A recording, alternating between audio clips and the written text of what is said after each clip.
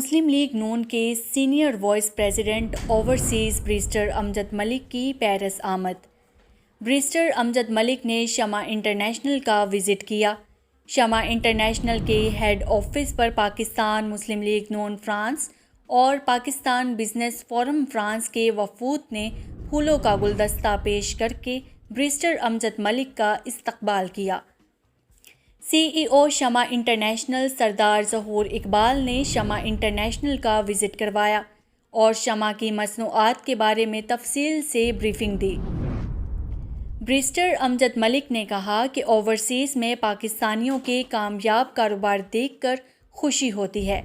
Overseas Pakistani ہمارے ملک کا سرمایہ ہیں اور پاکستان کی ترقی میں اہم کردار ادا کر رہے ہیں۔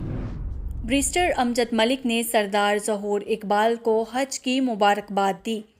بریسٹر امجد ملک نے سردار ظہور اقبال کو اپنی کتاب پاکستان کا سفر دستخط کر کے دی۔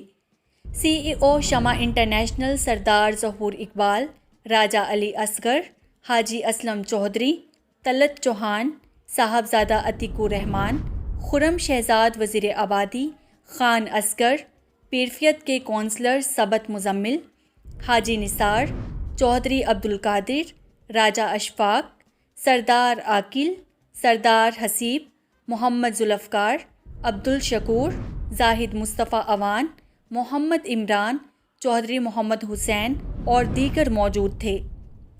سردار ظہور اقبال نے تمام دوستوں کا شکریہ ادا کیا۔